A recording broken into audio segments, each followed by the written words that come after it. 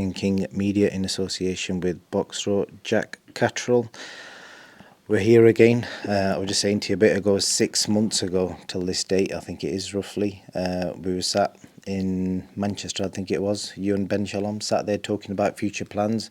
6 months on, nothing's happened, and you're here now with a new promoter. So just want to initially start off with just you telling me how the last 6 months have been for you in short. Yeah, it's been a frustrating 6 months. You got it. It's been a frustrating 6 months due to the inactivity. We partnered up with Ben Shalom to get the Taylor fight. That didn't materialise through no fault of my own. I know Ben tried everything in his power to make the fight, and yeah, Josh has really kept me on the shelf now for 6 months, but kind of closed that chapter. We've managed to get a deal done with Eddie, Matchroom and DAZN, so I'm over the moon with that. And activity is going to be the key for me now. I believe there'll be a press conference next week to announce a fight date, which I'm excited for, and the route back to the world titles. I feel like you've had a really unlucky run. You're a talented fighter. You're 29 now, and if I'm right, you've been with Frank Warren, then you went to Probellum, Boxer, and now Matchroom. That's some journey, that. And then the craziest thing is you've not had many fights in that time. Who is ultimately to blame for that? Is it injuries, or is it things outside, or is it stuff out of your control?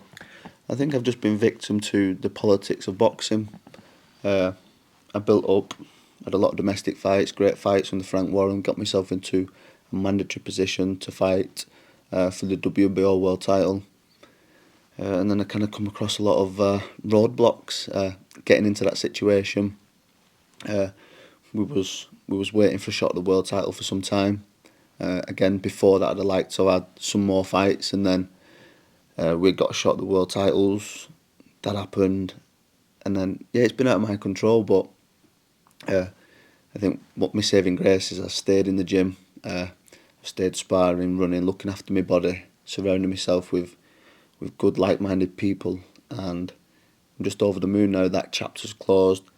Signed a deal with Matchroom, and I've got that fire in my belly now, and I know that the best years of my career are ahead of me, so something to be excited for. Definitely so. And then when you was waiting for that fight to take place, you was waiting for negotiations going on behind the scenes. Josh got injured, and then there was rumours you're going to fight Regis Prograis, and it seemed like the rumours were suggesting that's imminently going to be announced, but it never was. So what can you tell me about that Regis Prograis situation? Yeah, so we was 1 day away from announcing the fight with Taylor. That fell through. I found out the night before the announcement that the fight was off. So then obviously frustrating, because you're preparing for a big world title fight. Regis Prograis is a name that's cropped up a few times. WBC world champion, got no mandatories, and it's a fight that I'm very interested in. So we agreed terms for that fight. Regis agreed, I agreed, and then again through no fault of Regis or mine, the fight collapsed. Brought me back to square one. So I spoke with Sam Jones and said, look, we need to get busy now. No more waiting about. He's done the deal with Eddie and Matchroom, and this is where we are today. It's weird that, because yourself and Regis, it seems like you're both in the same boat. He's had promotional issues and inactivity as well. Would you say so?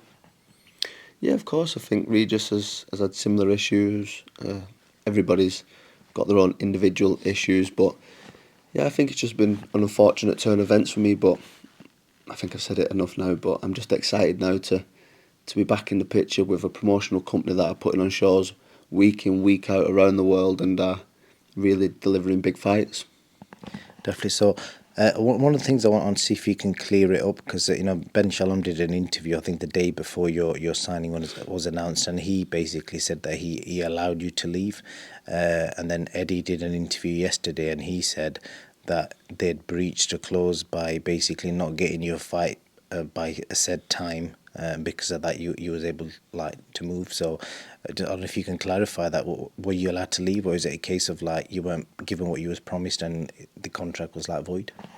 Yeah, you know what, Ben, fair play to Ben. He did everything in his power to try and make the Taylor fight, and It wasn't Ben's reason, wasn't Ben's fault. The fight didn't materialise, I guess, but that was the fight we signed for. It didn't come off, and it left me without a promoter. So again, I feel like Matchroom was the best option for me going forward for this stage of my career. So that's where we decided to go to. And just to clarify, there's no like issues with your contract or anything like that. There's nothing going on behind the scenes. You're free to crack on with your career under Matchroom. Yeah, we've got a clear path now. I've done a new deal with Matchroom Boxing, DAZN and Eddie Hearn.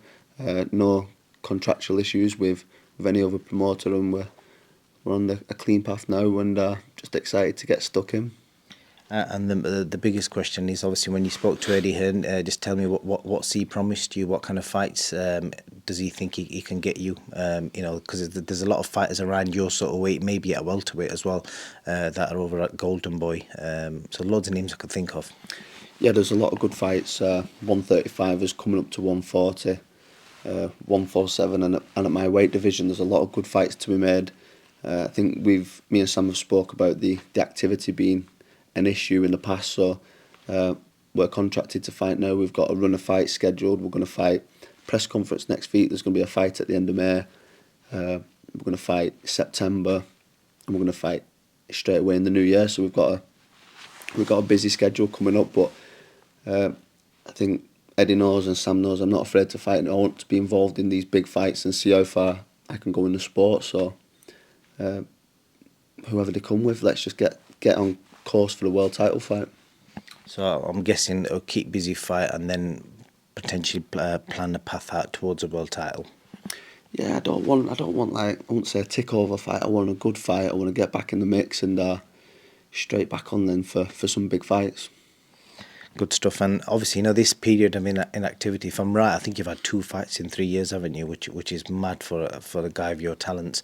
How important has it been with regards to like sponsors? I know you've got a lot of important sponsors that kind of help you keep ticking over. How important like role do they play in obviously in a boxer's career? Yeah, shout out to Lee, my mate Lee. He's helped out massively since the last fight, and I've got a great team of sponsors and a great support network, family and friends who've all stuck by me really. I'm not going to sit here and say that I've gone through a hard time, because I'm very blessed to be able to do the job that I love, but it is frustrating. It's frustrating not having the fight dates and having that momentum, but hopefully now that's a thing of the past, and we can deliver some big nights, big boxing nights for everybody again. I hope so. Jack, is there anything else you'd like to add before I let you go?